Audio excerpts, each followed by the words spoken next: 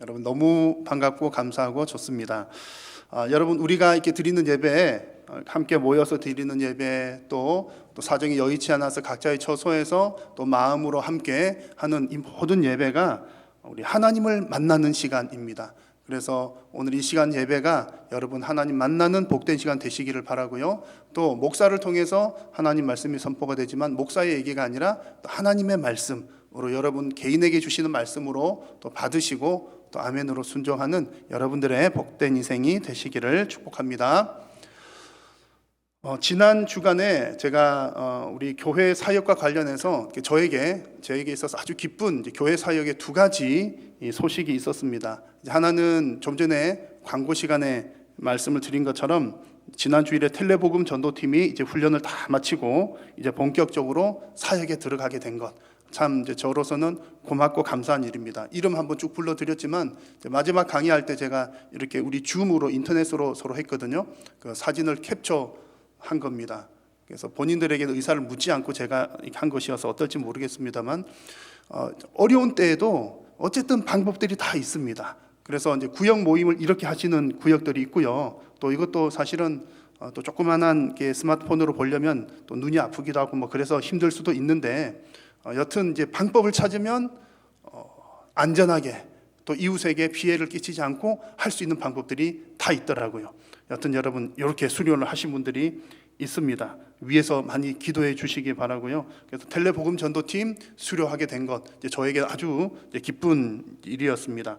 그리고 또 한 가지 기쁜 소식은 이미 이제 수년 전부터 해왔던 사역인데 에바다 사역이 이제 코로나 때문에 또 잠시 중단을 했었습니다. 그랬는데 또 담당하는 우리 또 권사님, 집사님들께서 다시 이제 활동을 했으면 좋겠다라고 활동을 재개하게 된 그런 소식이었습니다. 에바다 사역은 여러분들도 잘 아시는 것처럼 이제 우리 교회에 찾아오는 노숙인들을 섬기는 사역입니다. 이 코로나 시기 가운데 뭐 다들 어렵고 힘들지만 그 뉴스를 이렇게 가만히 보면 노숙하시는 분들이 정말 안 됐더라고요. 뭐 이렇게 밥을 주는 곳도 많이 줄었고 또 어디 갈 곳도 없고 뭐 그런 상황, 정말 취약계층 중에 취약계층입니다. 우리가 살고 있는 이 지역에는 뭐 노숙인들이 그다지 많지는 않은 편이지만 여튼 우리 교회도 우리 이 지역에서 또 어려움 당한 사람들을 좀 찾아서 섬기고자 하는 것이 바로 이 에바다 사역입니다. 제가 에바다 사역 또 텔레복음 이 전도팀 뭐 그 외에도 우리 교회가 하는 사역들이 다양하게 있는데 최근에 또 이런 일들이 새로 시작하게 되어서 저로서는 기쁘다는 얘기고요. 이것이 특별히 또 의미가 있는 것은 올해 우리 교회의 표어가 우리는 세상 속의 교회입니다 라는 내용입니다. 세상 속으로 우리가 좀 더 한 걸음 더 이렇게 나아가고 찾아가는 그런 사명들을 감당을 하고자 하는데 에바다 사역 또 텔레복음이 우리 교회가 하는 공식적인 사역들의 대표 주자가 되는 겁니다. 물론 우리 성도님 개인 분들은 이미 또 여러분들의 직장 생활 속에서 또 사회 생활 속에서 세상 속의 교회로 살고 계신 분들이 많습니다. 그래서 이런 사역들을 가만히 살펴보면 우리 이제 에바다 사역도 그러고요, 텔레복음 사역도 그러고 또 성도님들의 개인의 삶도 아주 사명감 가지고 직장 생활 하시는 분들을 보면 이제 한 가지 공통점들이 있습니다. 이제 그런 분들은 세상 속의 교회로 살고자 이렇게 애를 쓰시는 분들의 공통점들은 그 마음 가운데 거룩한 부담감들을 가지고 계신 겁니다. 거룩한 부담감. 하나님께서 이 일을 하기를 원하고 계시는데, 하나님께서 이 일을 하기를 애타게 기다리고 계시는데 내가 지금 아무것도 하고 있지 않다니, 혹은 내가 살고 있는 이곳에서 내가 아무런 영향력이 없다니 참 안타깝다, 그런 마음들을 가지고 계십니다. 제가 볼 때 그런 마음들은 정말 하나님께서 주시는 마음입니다. 오늘 설교 제목이 찾기 위하여라고 하는 제목인데요, 만약 여러분 무엇인가를 잃어버렸을 때에 잃어버린 뭔가를 찾기 위해서 어떤 것이 가장 우선되어야 될까요? 뭐가 가장 필요하겠습니까? 잃어버린 것을 찾기 위해 가장 필요한 것은 찾고자 하는 마음이 가장 필요합니다. 캄캄한데 물건 잃어버리면 이제 후레쉬가 필요해가지고 랜턴을 가지고 이렇게 어두운 곳을 밝히는 뭐 그런 도구가 필요할 수도 있겠고요. 만약에 깊은 바닷속에 뭘 빠뜨렸는데 그거 찾으려면 이렇게 수중에 내려갈 수 있는 전문가들의 도움이 필요할 수도 있겠습니다. 그런데 그 모든 도구들보다 가장 먼저 필요한 것은 찾고자 하는 마음입니다. 마음이 있어야 어디 가서 전등을 빌려오든 어디 가서 전문가에게 의뢰를 하든 그렇게 할 수가 있는 것이지요. 마음이 있어야 방법들을 생각할 수가 있습니다. 중요한 것은 마음입니다. 지금 이 세상은 죄로 인해 정말 타락한 이 세상인데, 이 세상은 하나님의 잃어버린 피조물입니다. 하나님의 것이라는 얘기고요. 하나님께서는 지금 이 세상을 다시 찾고자 하는 마음이 가득하신 분입니다. 그 증거가 뭘까요? 하나님께서는 이 세상을 다시, 죄로 타락한 이 세상을 다시 찾고 싶어 하셔서 하나님이 세상을 이처럼 사랑하사 누구를 보내십니까? 독생자를 이 땅에 보내신 겁니다. 하나님께서 직접 내려오셨다는 거예요. 죄악 더미 속으로 오셨다는 얘기입니다. 아들을 보내셨고 지금도 하나님은 그 일을, 잃어버린 것을 찾는 일을 하고 계십니다. 그래서 우리가 텔레복음 사역이나 에바다 사역이나 성도님들이 직장 생활하는 가운데 내가 세상 속에 교회로 살고자 하는 그런 마음을 가지실 때 가장 중요한 것은 하나님의 마음으로 감당하는 것입니다. 그래서 오늘 우리가 누가복음 15장 말씀을 읽었는데, 이 누가복음 15장 말씀을 통해서 정말 이런 것을 찾고자 하는 그 하나님의 마음, 이 어떠한지를 다시 한번 확인하고 우리가 하나님의 마음을 품는 귀한 시간이 될 수 있기를 바랍니다. 자, 누가복음 15장에는 오늘은 일부분을 읽었습니다만 세 가지 이야기가 나옵니다. 잃어버린 것을 찾는 똑같은 내용, 주제의 세 가지 내용이 나옵니다. 100마리 중에서 한 마리 잃어버린 양 얘기, 10개의 드라크마 중에서 하나 잃어버린 드라크마 이야기, 아들이 둘이 있는데 집 나갔다가 돌아온 그 아들 얘기, 이런 얘기들 세 가지가 있습니다. 자, 이 이야기들을 쭉 살펴보면 그 이야기들의 첫머리를 이렇게 시작을 합니다. 1절 말씀을 보니까 세리들과 죄인들이 예수님의 말씀을 들으려고 가까이 나왔다 그럽니다.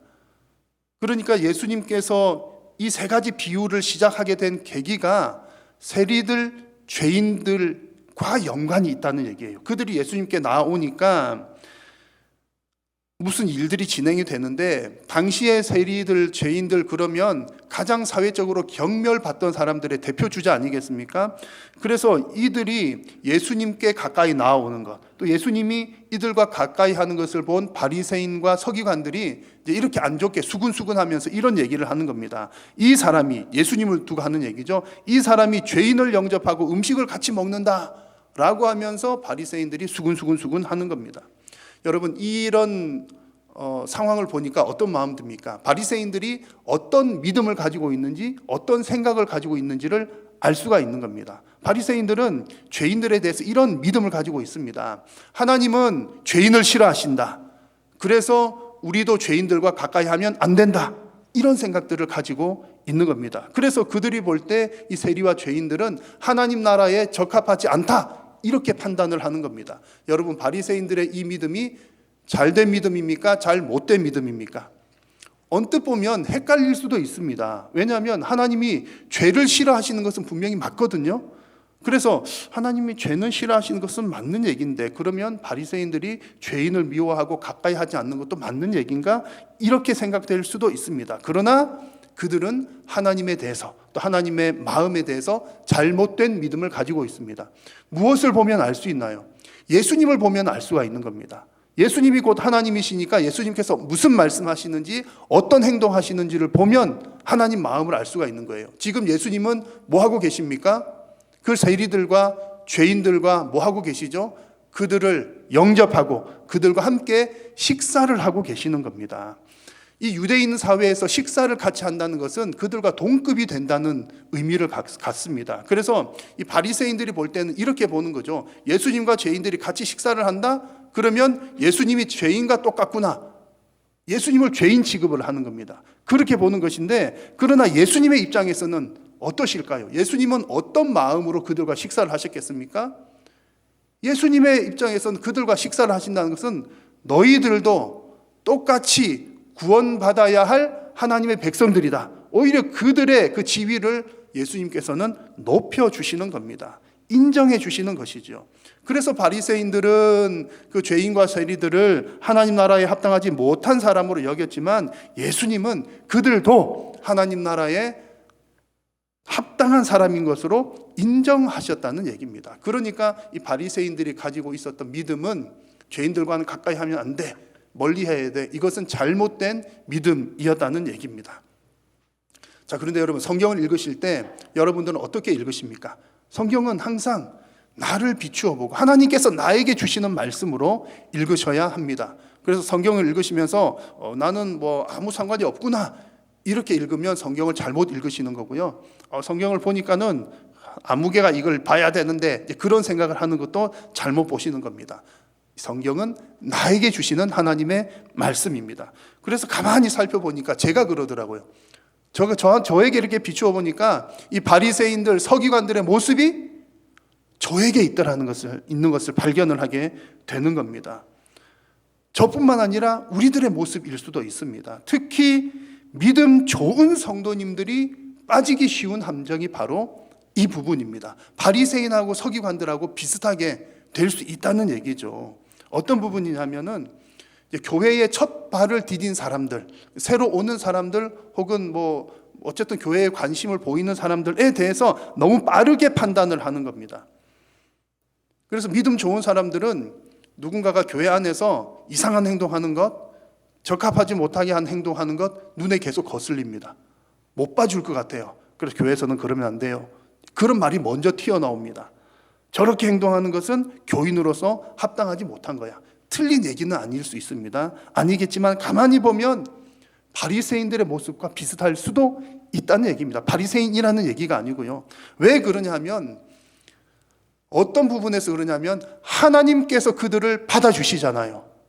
비록 우리가 볼 때 여전히 죄가 묻어서 더럽고 뭐 보기에 안 좋고 어쩌고 저쩌고 하더라도 하나님께서 그를 받아주시는데, 우리가 받아주지 못한다는 것은 분명히 우리가 잘못됐다는 얘기입니다. 지금 오늘 본문에서 예수님께서는 그들을 받아주시는데 바리새인과 서기관들은 그들을 받아주지 못하고 있는 것과 같다는 얘기입니다. 그래서 우리는 이미 예수님 믿은 지 오래되다 보니까 자꾸 그것을 잊어버려요. 처음 옛날에 교회 왔을 때 내 모습이 얼마나 부족하고 모자라고 더럽고 뭐 그랬는지를 잊어버립니다. 그런데 교회에 첫 발을 디딘 사람들이 교회를 다시 떠나게 되는 경우들이 많이 생기는데, 그 이유들을 보면 하나님 싫어서 교회 못 가겠어요, 그런 이유들보다는 성도들의 눈초리가 따가워서 못 견뎌서 교회를 다시금 떠나게 되는 경우들이 많습니다. 여러분, 우리가 이것을 꼭 기억을 하셔야 되는데요, 그리스도인으로 변화가 되고 예수님의 제자로 성숙하기까지는 정말 많은 노력이 필요하고 긴 시간이 필요합니다. 결코 하루아침에 되는 것 아니라는 얘기죠. 나 자신을 보면 잘 알지 않겠습니까? 그래서 그 긴 시간을 우리가 인내하려면 내 마음 가지고는 안 된다는 거죠. 하나님께서 그들을 향해서 어떤 마음을 가지고 계시는지를 우리가 이해를 하고 하나님의 마음을 품어야 인내할 수가 있습니다. 여러분, 하나님께서는 죄인들을 어떻게 보신다고요? 다시 찾아야 할 피조물로 보시는 겁니다. 이게 좀 표현이 어려우면 이런 거죠. 하나님께서 죄인들을 보실 때 어떻게 보시냐면, 너는 내 것이야. 내 것인데 지금 잃어버린 상태에 있는 내 것이야. 그러면 하나님께서는 어떻게 하시겠습니까? 하나님의 목적이 뭡니까? 그걸 변화시키는 게 먼저일까요? 찾는 게 먼저일까요? 찾는 것이 먼저라는 얘기입니다. 근데 우리는 자꾸 뭔가 이렇게 하면 변화시켜가지고 나랑 똑같이 만들려고 하다 보니까 엇박자가 나게 되는 것이죠. 그래서 여러분, 물론 마지막에는 심판이 있지만 하나님께서는 당신의 잃어버린 것을 찾고자 하는 마음이 크시다는 사실을 우리가 꼭 기억을 하고 있어야, 하나님께서는 오래 참아주시는구나, 오래 기다려주시는구나, 그런 마음을 가져야 우리도 역시 마찬가지로 그런 분들에 대해서, 세상에 대해서 오래 참고 기다려 줄 수가 있는 겁니다. 그런데 오늘 성경에서 서기관들과 바리새인들은 그 죄인들에 대해서 꼭 찾아야 할 하나님의 것으로 생각하지 못하고 이미 죄인이니까 이미 버려진 것, 이렇게 생각하다 보니까 더 이상 기다릴 수도 없었고 기다릴 이유도 없었던 것입니다. 그래서 예수님께서는 그들을 향해서 그들이 잘못된 믿음을 가지고 있으니까 너희들의 믿음은 잘못된 것이야 라고 가르쳐 주시기 위해서 오늘 누가복음 15장에서 세 가지의 비유를 말씀을 해주고 계십니다. 예수님께서 같은 내용이에요. 하나님은 잃어버린 것을 찾으려고 한다는 이 내용을 세 종류의 비유를 들어서 얘기를 하시는 것은 그만큼 중요하다는 내용이고요. 그만큼 하나님의 마음이 간절하다는 것을 우리에게 보여주고 있는 겁니다. 그리고 이런 하나님 아버지의 마음을 너희들이 듣고 이해를 해서 바리새인 서기관들 뿐만 아니라 지금 교회를 섬기는 저와 여러분들도 그 마음을 품기를 하나님은 원하고 계시는 겁니다.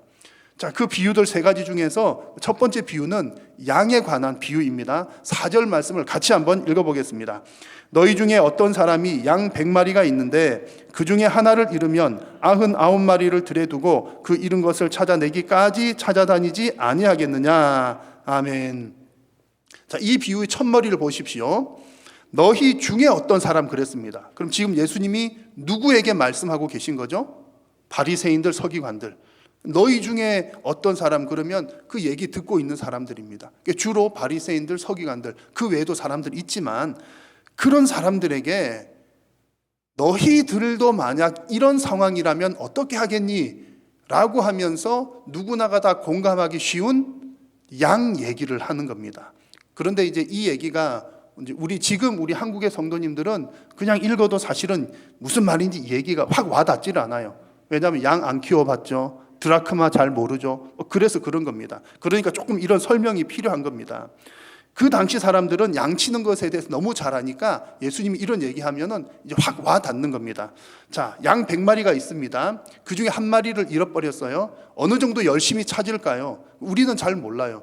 양 100마리면 얼마나 되나? 또 하나, 그래도 99마리 있는데 그거 잘 돌보는 게 낫지. 또 하나 찾다가 또 잃어버리면 어떻게 할까? 뭐 그런 생각들이 상상이 잘 안 가는데 이제 이런 내용입니다. 만약에 지금 양 치는 사람이 내가 양 100마리의 주인일 경우에는 이런 내용이 되는 겁니다. 당시에 이제 양 100마리를 가진 사람이면 큰 부자는 아니었다고 합니다. 영세한 양 치는 사람.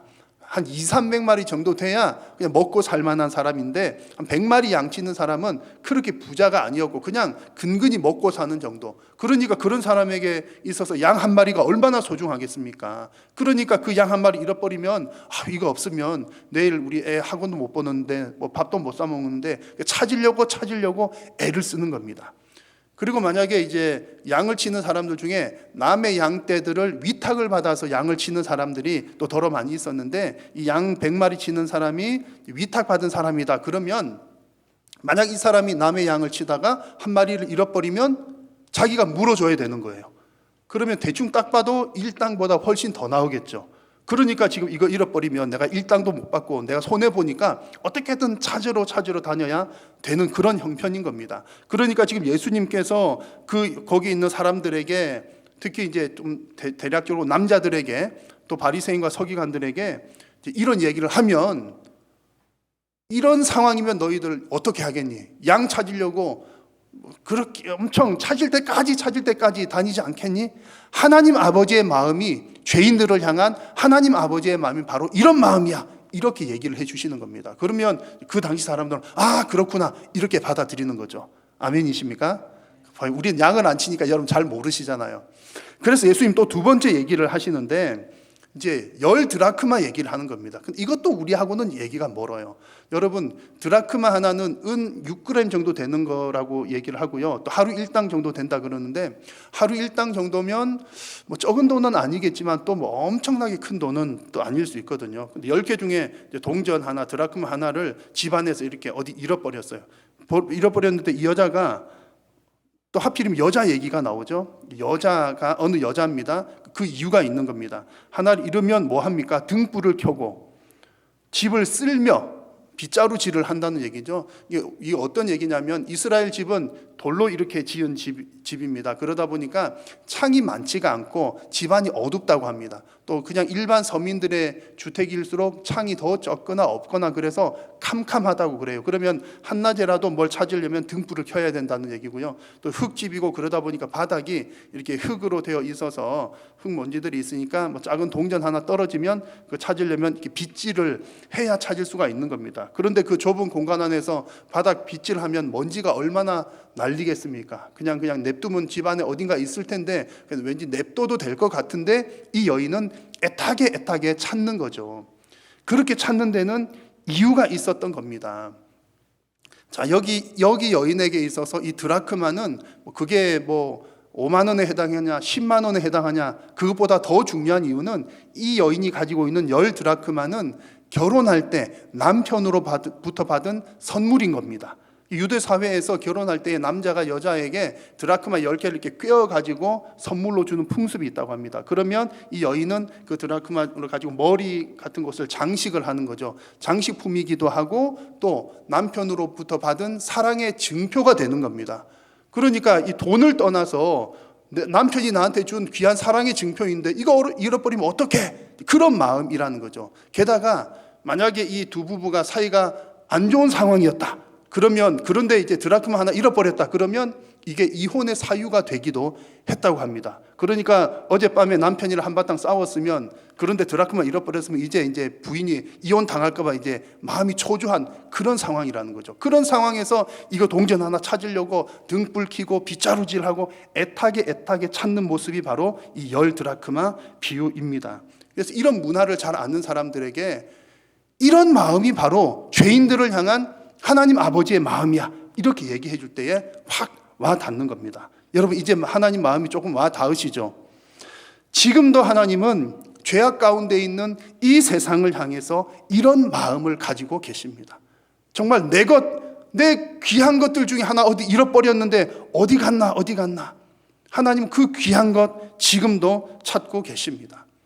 그래서 오늘 예배하는 여러분들 가운데 혹 아직까지 하나님을 만나지 못한 분들이 계신다면 이 사실을 여러분 꼭 기억하십시오. 제가 확실하게 말씀드리는 것은 하나님께서는 지금도 잃어버린 바로 당신, 바로 여러분을 애타게 찾고 기다리고 계십니다. 뿐만 아니라 이미 하나님을 믿고 만나고 예배하는 여러분들은 어떤 분들이십니까? 하나님께서 그와 같이 애타게 찾고 찾아서 찾아내신 분들이 바로 여러분들입니다. 아멘이십니까? 결코 우리는 내가 스스로 응애하면서 할렐루야 이렇게 태어난 사람 없고요. 내가 어느 날 내가 오늘부터 하나님을 믿어야 되겠다 믿기로 하자 그런다고 믿어진 것도 결코 아닙니다. 믿음은 하나님께서 주신 선물이고 하나님께서 우리를 찾아내셔서 믿어지게 된 것입니다. 그러니 우리도 하나님께서 애타게 찾아내셔서 찾아내신 존재라는 사실입니다. 그래서 오늘 이 시간 말씀을 듣는 저와 여러분 모두가 다 정말 하나님의 마음이 이런 마음이로구나. 잃어버린 것을 이렇게 간절하게 찾는 분이시구나. 그런 마음을 이해를 하시고 또 그 마음을 함께 품는 저와 여러분들이 다 되시기를 축원합니다. 오늘 말씀을 보시면 이렇게 하나님께서 잃어버린 것을 찾고자 하는 마음도 간절한 그런 마음도 나오지만 또 한 가지 중요한 마음이 있습니다. 그것은 찾은 이후에 하나님께서 얼마나 기뻐하셨는지 하는 그런 부분입니다. 찾고자 하는 간절함이 컸기 때문에 찾은 이후에 하나님의 그 기쁨은 더없이 컸습니다. 그래서 이런 양을 찾아서 오는 그 목자 비유를 하시면서 이런 양을 찾았을 때 어깨에 들러매고 덩실덩실 춤을 추면서 이렇게 돌아왔다고 했죠. 그러고 나서 하는 것을 보십시오. 6절 말씀에 너무나 기쁘니까 그 동네 사람들 다 불러 모으고 말하되 나와 함께 즐기자. 내가 잃어버렸다가 양을 너무나 소중한 내 양을 찾았으니까 우리 함께 즐기자, 함께 기뻐하자 이렇게 얘기를 합니다. 이런 드라크마를 찾은 여인도 그런 얘기하죠. 너무 기쁨이 크니까 이웃과 벗과 더불어 함께 잔치를 벌입니다. 자, 그런데 여러분 한번 곰곰이 생각해 보세요. 지금 드라크마 하나를 잃었다가 찾았어요. 이게 하루 일당이라고 치면 얼마일까요? 10만 원이라고 해볼게요. 10만 원을 찾았어요. 너무 기뻐가지고 제가 성도님들 오십시오 잔치합시다 그러면 잔치 비용이 많이 들까요? 찾은 돈값이 더 나갈까요? 양 정도는 모르겠지만 드라크마는 대충 딱 봐도 잔치 비용이 더 들 것 같아요. 근데 앞서 말씀드린 것처럼 지금 돈이 얼마짜리냐 그게 문제가 아니라 그 찾은 기쁨이 그만큼 크다는 것을 얘기를 해주고 있는 겁니다. 그래서 하나님께서 오늘 이 비유 중간중간에 하시는 말씀이, 하나님께서는 잃은 영혼 하나가 돌아올 때 너무 기뻐서 천국에서는 뭐가 벌어진다? 잔치가 벌어진다는 얘기를 하는 겁니다. 7절을 보십시오. 내가 너희에게 이르노니 이와 같이, 이런 비유에서 말씀하시는 것과 같이 죄인 한 사람이 회개하면 하늘에서는 회개할 것이 없는 의인 99으로 말미암아 기뻐하는 것보다 더하리라. 더 기쁜 잔치가 벌어진다, 그런 얘기고요. 10절 말씀에서도 죄인 한 사람이 회개하면 하나님의 사자들 앞에 기쁨이 되느니라. 여러분, 하나님의 마음이 읽혀지십니까? 너무나 기뻐서 덩실덩실 춤추는 하나님 마음이 이해가 되십니까? 하나님은 죄인 한 사람이 회개하고 돌아오면 너무나 기쁘셔서 잔치를 벌이시는 분이십니다. 하나님께서 이렇게 잔치를 벌이신다는 것은 사람들 향해서 함께 기뻐하자, 그런 뜻이에요. 나만 기뻐서 혼자 얼씨구나 좋구나 그렇게 말씀하시는 것이 아니라 내가 너무 기쁘니까 함께 즐거워하자, 그런 말씀입니다. 하나님은 성도들을 향해서도 잃은 영혼이 돌아왔을 때 함께 즐거워하자라고 요청하십니다. 더 정확하게 말씀을 드리면 함께 즐거워하는 것이 마땅하다라고 오늘 세 번째 비유인 잃은 아들을 찾은 비유에서 우리에게 말씀을 해주고 계십니다. 제가 잃어버렸다 찾은 아들 얘기를 잠시 해드릴게요. 여러분, 그 내용은 잘 아시잖아요. 어떤 사람에게 아들 둘이 있었는데 둘째가 문제인 거예요. 둘째인 여러분들에게 죄송합니다. 저는 첫째입니다. 둘째 아들이 이 집 애는 문제인데 아버지 유산 좀 미리 땡겨주십시오 그래가지고 유산 들고 가가지고 허랑방탕하게 돈 다 날려먹고 오갈 데가 없어가지고 집으로 다시 돌아온 거예요. 근데 아버지께서 너무나 기쁘게 맞아주시고 새 옷도 입혀주시고 또 음식도 잘 잔치를 벌여가지고 엄청나게 이렇게 대접을 해주게 되는 그런 장면입니다. 자, 그런데 그 장면에서 첫째 아들이 그것을 보고 못마땅하게 여기는 거예요. 그가 노하여 들어가고자 하지 아니하거든. 나 잔치 안 들어갈 거야. 이게 도대체 무슨 일이야? 저렇게 허랑방탕하게 놀다 온 녀석을 저렇게 환영하고 잔치까지, 아버지 저한테는 닭 한 마리 잡아준 적 없잖아요. 뭐 그런 얘기를 하는 겁니다. 자, 그런데 그 첫째 아들에게 아버지가 하는 얘기를 보십시오. 이것이 하나님의 마음입니다. 같이 한번 읽어볼까요? 이 내 동생은 죽었다가 살아났으며 내가 잃었다가 얻었기로 우리가 즐거워하고 기뻐하는 것이 마땅하다 하니라. 아멘. 뭐가 마땅하다고요? 즐거워하고 기뻐하는 것, 우리가 함께 기뻐하고 즐거워하는 것이 마땅하다라고 이야기를 합니다. 자, 여러분, 이 얘기가 지금 우리들에게 너무나 딱 맞는 얘기입니다. 우리 성경 읽을 때 나에게 주시는 말씀을 받아야 한다고 했잖아요. 오늘 말씀을 쭉 보면 우리들의 모습이 이 바리새인이나 서기관하고 비슷한 점도 너무 많고요. 누가 이렇게 교회 새로 오는 사람들에 대해서 그런 마음 갖는 것 비슷한 점도 많고, 또 하나는 우리들의 모습이 이 첫째 형의 모습과도 너무나 닮아 있습니다. 그 닮은 증거를 제가 말씀드려 볼 테니까 한번 생각해 보십시오. 여러분, 한번 제가 질문을 할 테니까 대답을 한번 해 보십시오. 절대로 입으로는 대답하지 마시고 마음으로만 대답하십시오. 왜냐하면 입으로 대답하면 큰일 납니다. 자, 질문입니다. 여러분은 우리 교회에 누군가가 새 가족이 등록을 했을 때에 여러분은 너무나 즐겁고 기쁩니까? 아니면 그냥 보통입니까? 이제 그 첫 번째 질문이었고요. 감사하게도 우리는 코로나 시기 가운데도 이렇게 또 등록하고 오시는 분들이 계셔서 너무나 좋습니다. 그 주보들 여러분 보시잖아요. 너무나 기쁘고 즐거워서 막 춤을 추셨나요? 그냥 보통이었나요? 게다가 우리 교회에 이제 새로 누가 오셨는데 하필이면 한번 어디서 신앙생활 해보지 않은 완전 초짜가 온 거예요. 초짜 새신자 새 가족이 왔을 때 여러분 너무 기쁘고 즐겁습니까? 아니면 조금 기쁘십니까? 세 번째 질문. 우리 교회에 누가 새 가족이 등록을 했는데 알고 봤더니 내가 그 사람 좀 아는데 그 사람 교회 오면 안 될걸? 교회랑 어울리지 않는 사람이 왔어요. 그러면 여러분 너무 기쁘고 즐겁습니까? 아니면 걱정이 되십니까? 이 질문들에 대해서 스스로 가만히 가슴에 손을 얹고 대답을 한번 해보신다면 내 마음이 과연 하나님의 마음과 얼마나 닮아 있는지를 알 수가 있을 겁니다. 여러분, 지금도 하나님은 잃은 영혼 하나를 찾기 위해서 애타게 기다리고 계시고 또 지금도 그것을 위해서 일하고 계십니다. 하나님께서 우리가 전도하고 막 우리가 뭐 하는 것 같지만 하나님께서 사람을 보내주시는 거예요. 그러면 여러분, 하나님께서 영혼들을 어떤 교회에 맡기시고 보내시겠습니까? 오늘 말씀해 주시는 이 말씀에 나오는 것처럼 하나님 아버지의 마음을 품은 교회에 그 영혼들을 맡기지 않으시겠습니까? 혹 여러분, 이런 불경한 마음을 품는 분은 안 계시리라고 저는 확신합니다. 목사님, 영혼 안 품고 그냥 나 혼자만 신앙생활 하는 것도 버거워요, 힘들어요. 그냥 나만 열심히 할게요. 만약 여러분, 하나님께서 우리에게 맡기려고 보내신 그 영혼들을 우리가 부담스럽게 여기거나 소홀히 여기거나 혹은 우리가 그 영혼들을 실족하게 한다면, 또다시 세상으로 돌아가게 하는, 실족하게 한다면 하나님의 책망이 클 것입니다.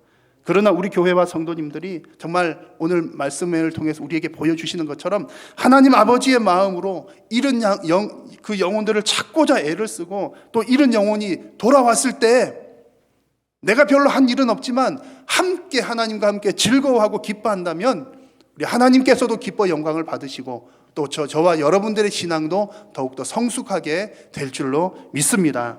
여러분, 오늘 이 말씀을 통해서 잃은 영혼을 향한 그 하나님 아버지의 마음으로 그 마음을 품으시고 우리 모두가 다 함께 세상 속의 교회로 살아나가시는 귀하고 복된 성도님들이 다 되시기를 주님의 이름으로 축원합니다. 기도하겠습니다. 살아계신 우리 하나님, 오늘도 우리의 예배를 받으심을 감사합니다. 또한 말씀하여 주심을 감사합니다. 하나님께서 이 세상을 향하여, 특별히 죄인들을 향하여 어떤 마음을 가지고 계시는지를 말씀하여 주셨사오니 우리도 하나님 아버지의 마음을 품게 하시고 주님 영혼이 돌아오기를 간절히 기대하며 영혼들이 돌아올 때에 함께 즐거워하는 귀하고 복된 믿음의 공동체 우리 모든 성도님들 되게 하여 주옵소서. 예수님의 이름으로 기도드립니다. 아멘.